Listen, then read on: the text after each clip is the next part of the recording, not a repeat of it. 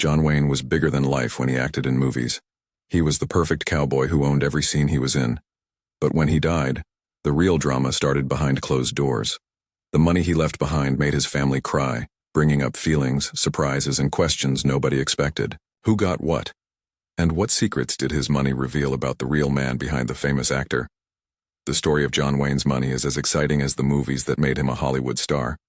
And it's about to get even more shocking. John Wayne, one of the most famous people in American movies, lived a life full of wins on screen and problems behind closed doors.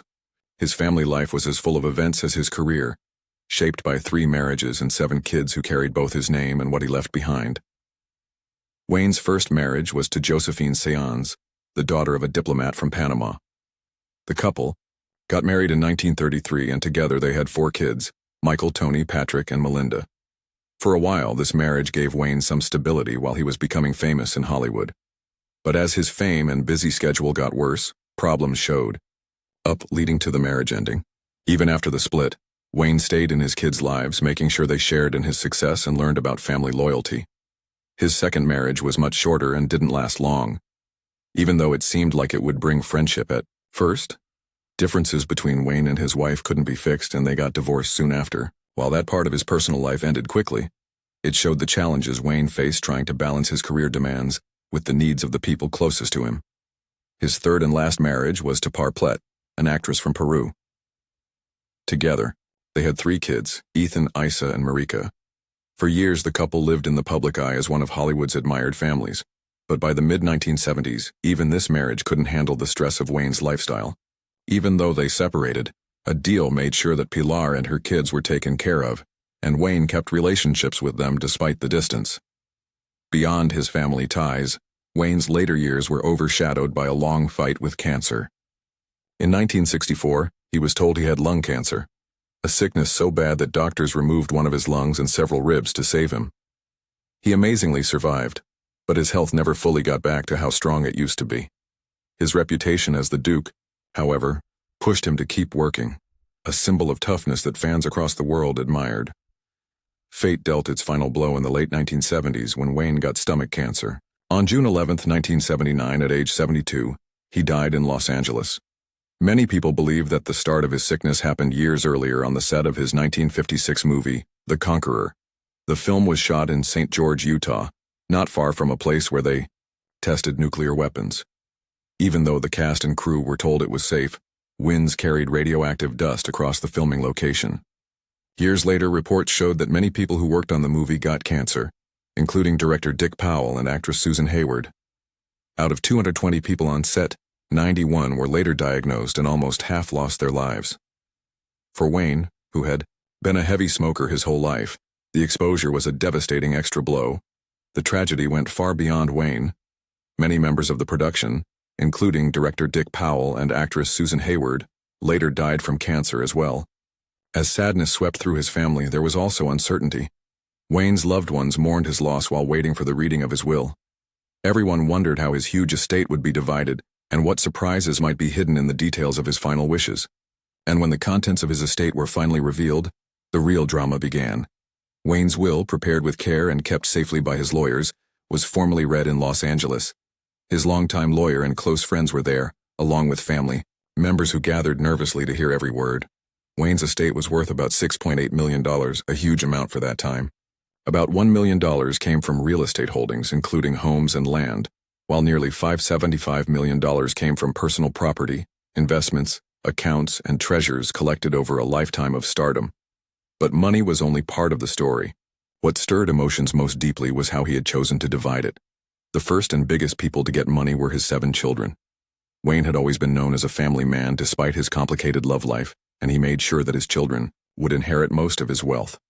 This decision set the stage for how his legacy would be preserved, not just on the silver screen, but also within the lives of those closest to him. One of the most surprising people left out from the will was his third wife, Perel, from whom he had been separated. Though Perel did not get anything directly through the will, she was protected financially by an earlier agreement that kept her out of this division. For many, it was a reminder of Wayne's troubled personal life and the sharp boundaries he drew when it came to his estate. In contrast, his first wife, Josephine, got something more personal and lasting. Through a trust, she was given $3,000 a month for life, with the rest of that trust set to help their 4 children after her death. It was not just money. It was Wayne's way of making sure that the woman who had been part of his earliest years of fame would be cared for even when he wasn't there. Wayne also thought of those who had worked alongside him for decades. His longtime secretary, Pat Stacy, was left $30,000, a big sum that recognized her loyalty and friendship during his later years. Another secretary, Mary St. John, was left $10,000. These gestures showed that Wayne did not forget the people who had kept his work and personal world steady while he carried the weight of stardom. Among the most interesting parts of the will were the personal items tied to his legendary career. Costumes, memorabilia, and treasures from the sets of his most famous films were to be divided equally among his children. These weren't just props. They were physical pieces of American movie history, items that carried the sweat and hard work of Wayne's decades-long career. To balance this with generosity, Wayne directed that excluded art pieces be donated to charity, adding one final layer of giving to his legacy. This carefully arranged estate spoke volumes about the man himself. Practical yet sentimental, focused on family, but mindful of loyalty and history. Every decision reflected his desire to keep his image, his work, and his wealth in the hands of those he trusted most. But the story didn't end there. What happened next turned Wayne's memory into a public spectacle. His children were faced with a choice: hold on to his treasures or share them with the world. Soon, memorabilia from his career would hit the auction block, getting millions and proving that even in death, John Wayne could still draw a crowd. In October 2011, decades after his death, John Wayne once again took center stage. This time, however, it wasn't on a Hollywood set or in front of a camera, but in a crowded auction hall where more than 700 pieces of his life went under the hammer. Organized by Heritage Auctions, the 2-day event turned into a whirlwind of emotions, nostalgia, and sky-high bids. Fans, collectors, and admirers weren't just buying items, they were chasing pieces of history. By the end of the auction, the total had climbed to an amazing $5.4 million. What made the event so powerful was the mix of items on display. Each piece told a story, a reminder of the man who had become more than just a movie star. His last driver's license, issued in 1977, sold for $89,625. To most people, a license is just plastic, but to his fans, it was a final official document that had his name, Marion Morrison, and his unmistakable signature.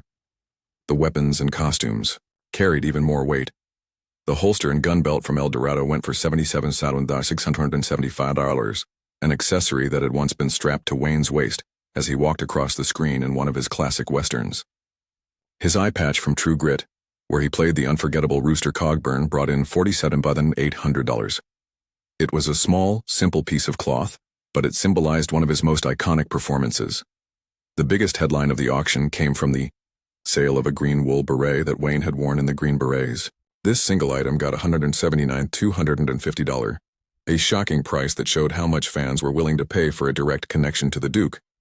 Another standout was the cowboy hat that Wayne wore in 3 different westerns: Big Jake, The Cowboys, and the Train Robbers.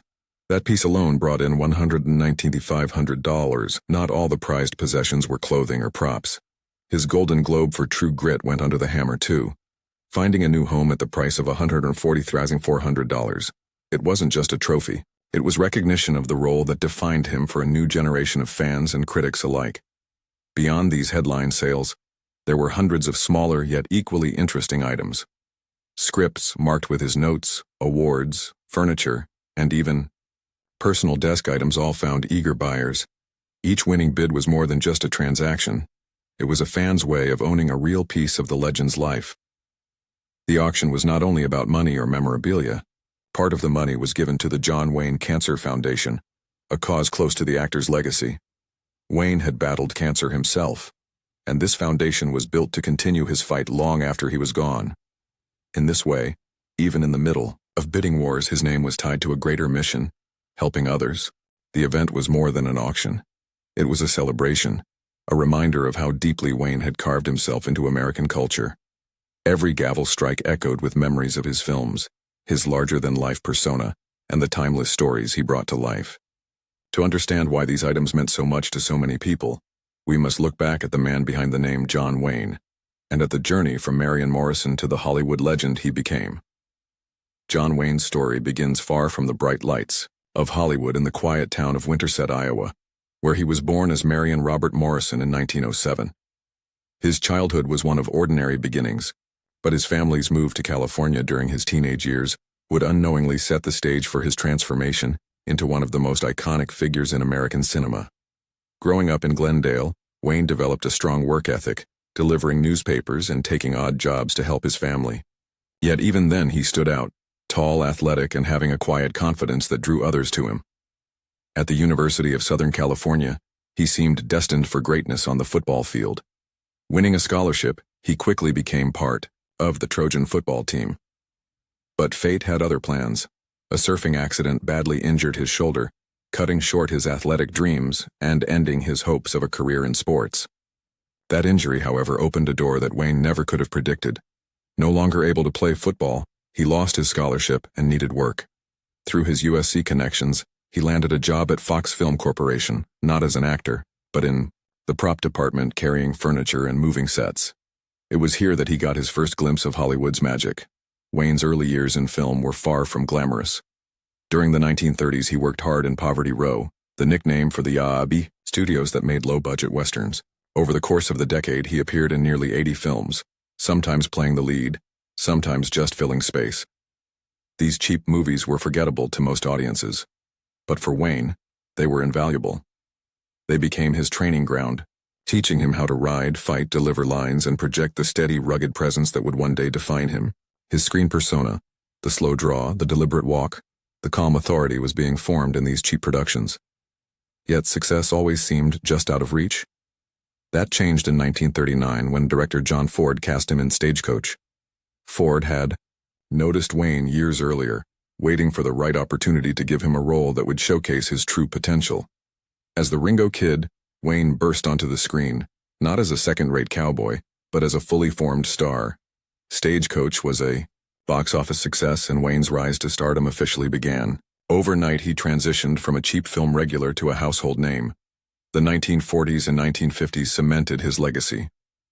Wayne became the face of the American Western, embodying characters who symbolize strength, honor, and resilience. Films like Red River, The Quiet Man, The Searchers, and Rio Bravo showcased not only his commanding presence but also his versatility. Whether as a tough cattle driver, a romantic Irishman, or a haunted Civil War veteran, Wayne carried an authenticity that connected with audiences. He was no longer Marion Morrison from Iowa. He was the Duke, larger than life and firmly carved into Hollywood's golden age. And yet Wayne was never content to be just an actor. As his fame grew, so did his ambition. He took greater control of his career, venturing into producing and even directing, determined to shape not just his image, but the very stories Hollywood told. What began as a small-town boy's detour from football had turned into a career that defined an era. By the late 1940s, John Wayne was no longer just an actor waiting for good roles to fall into his lap. He had learned that real power in Hollywood came from controlling the stories being told. Determined to shape his own path, he founded production companies, first with John Wayne Productions, and later with Batjack Productions. These ventures gave him the freedom to choose scripts, hire talent, and build projects that reflected his vision of American heroism. One of his earliest independent works, Angel and the Bad Man in 1947, was not only successful, but also marked. Wayne is more than just a cowboy in front of the camera. He was now a force behind it. His reputation grew through both box office hits and critical success. Films like The Alamo, which he also directed, and El Dorado cemented his reputation as a storyteller who could captivate audiences across generations. But it was True Grit in 1969 that brought him the crowning achievement of his career, an Academy Award for Best Actor. With his iconic eye patch and gravelly voice as Rooster Cogburn, Wayne finally silenced critics who had long dismissed him as a mere action star. The Oscar was proof of his range and staying power, coming more than 3 decades after his Hollywood debut. Yet Wayne's influence was not limited to the silver screen. Off-screen, he became one of the loudest political voices in Hollywood. A fierce conservative, Wayne used his films and his platform to promote his ideals. Nowhere was this clearer than in The Green Berets in 1968, a Vietnam War film he produced, at a time when the conflict was dividing America. The movie was more than entertainment. It was a statement of support for U.S. involvement abroad. Beyond film, Wayne worked with Hollywood's right-wing organizations and openly backed candidates, like Ronald Reagan, who would later become president. His politics made him a polarizing figure, but they also ensured that he remained relevant in the national conversation. Through his decades of acting, producing, and directing, Wayne built not just a career, but an empire. His companies brought in steady profits. His films dominated the box office, and his political connections gave him power that extended beyond Hollywood. By the end of his life, Wayne had amassed a fortune that symbolized both his success and his relentless work ethic. With money, fame, and political clout, the Duke had seemingly achieved everything. But the question that lingers is this: when the final curtain falls, what truly endures, the wealth he left behind, or the larger-than-life legacy he carved into American culture? John Wayne's death in 1979 left his family weighed down not only by grief, but also by the stark emotional reality of his absence. His children remembered a man who was tough yet tender, a giant in their lives whose presence filled every room. Ethan Wayne put it simply, "My father was tough but very loving. He didn't talk much, but he could make his few words very, very impactful and meaningful." Today, his children carry forward his mission through John Wayne Enterprises and the John Wayne Cancer Foundation, honoring his values with every act of service. Friends and fellow stars spoke with respect and deep emotion. Maureen O'Hara, who had been his friend for nearly 4 decades, appeared before Congress just weeks before his death to champion a congressional gold medal for the Duke. With tears in her voice, she said, "I have known John Wayne for 39 years, and in those 39 years I have called him my dearest friend, my best friend, to the people of the world. John Wayne is not just an actor, and a very fine actor. John Wayne is the United States of America." Kirk Douglas, who had worked with Wayne on several films, offered a different but equally powerful tribute. Despite their political differences, he admired Wayne's professionalism and unwavering work ethic. He declared, "I strongly believe that John Wayne should receive the Congressional Medal of Honor. He is an authentic chunk of Americana. His personal and artistic life represent the best qualities of America admired by people around the world. He has always been a strong force for the American way of life." Even Frank Sinatra, who had not always agreed with Wayne's views, acknowledged the impact of his legacy. At a medal ceremony honoring Wayne's contributions, Sinatra said, "For over half a century, Mr. Wayne has served honorably as America's symbol to the world of the highest morals and prudent standard of our society." In the quiet halls of his family home, the Duke's children reflected on responsibilities now shifted onto their shoulders. They spoke less about money and more about honor, how to preserve their father's name and use his legacy for good. John Wayne's lasting influence cannot be measured just by the fortune he left behind. It lives on through the foundation that fights cancer, through museum exhibits that celebrate the man behind the legend, and through the countless fans who still see him as the embodiment of courage and authenticity. What endures beyond the tears, and the inheritance is a legacy that refuses to fade, built on the principles of grit, loyalty, and the unwavering spirit of the Duke. And now, after hearing the words of his family and the moving tributes from fellow stars, what do you think John Wayne's true legacy is? His films, his values, or the way he inspired those around him? Share your thoughts in the comments below.